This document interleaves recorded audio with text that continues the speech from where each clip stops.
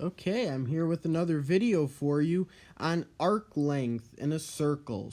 By the way, if you haven't watched my earlier videos on intro to circles and area of a circle, you might want to pause this and go back and watch those because we'll be dealing with some of the concepts discussed in those videos that you're going to want to understand before watching this one. As you may remember, in a circle we have three kinds of arcs: major, minor, and semicircle. I didn't include semicircle in this slide because it's exactly half of the circle, so it's not as interesting as the other two. And that is, so if we have one of those arcs, what we do, right, is we take a central angle and we look at the distance between the endpoints of that central angle on the circle. And last time we talked about it in terms of the degrees it occupies, like a slice of pie in a way. How much of that 360 does that slice occupy, that angle, that arc? Now we're going to talk about the actual piece of that pie here, the actual distance. So let's look at a circle and try to make this one a little bit smaller and, well, slightly more circular. So if I have my center of my circle here, we'll call it C. I have my radii CA and CB here, and we know that if we were talking about our central angle theta, that's what's in that space, and the measure of arc AB is the same as that angle measure, which is angle ACB. But now today I want to actually look at that arc. I want to know not the degree measure, I want to know the actual length of the distance from A to B.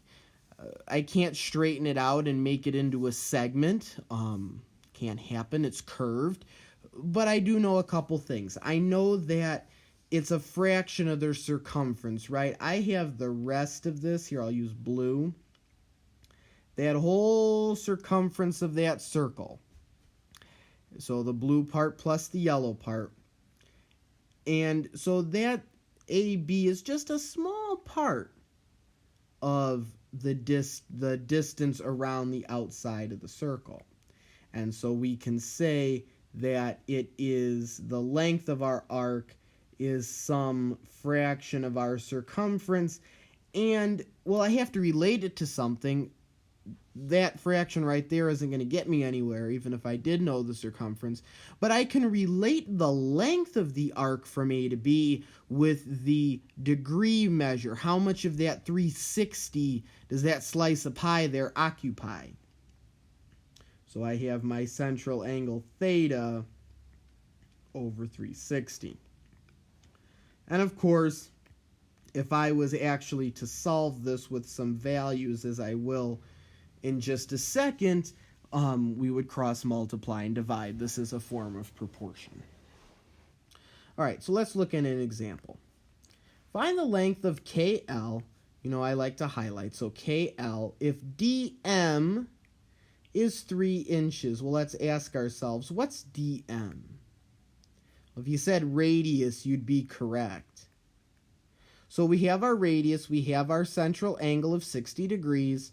We have enough to do this problem. I would like my arc length, we'll call that x, divided by the circumference, which would be 2 times pi times my radius of 3, which is equal to my angle theta, which is 60 over the degrees of all circles, 360.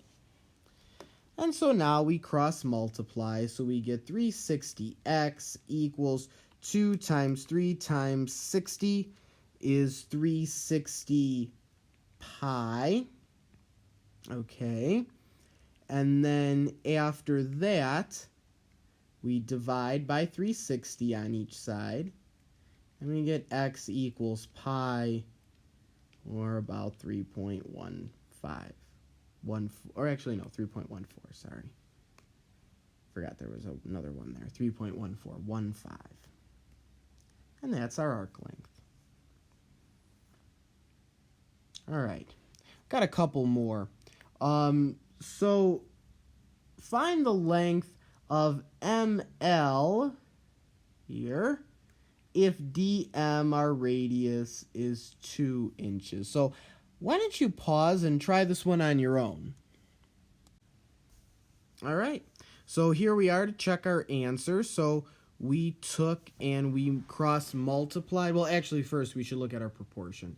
So our arc length X, that would be the length of arc ML, over our circumference 2 pi times our radius of 2 equals the degree measure of our central angle 100 divided by the 360 of all circles. We cross multiply. 400 pi equals 360x. Divide everything by 360 and we get 3.49. And that should be inches. All right. One more.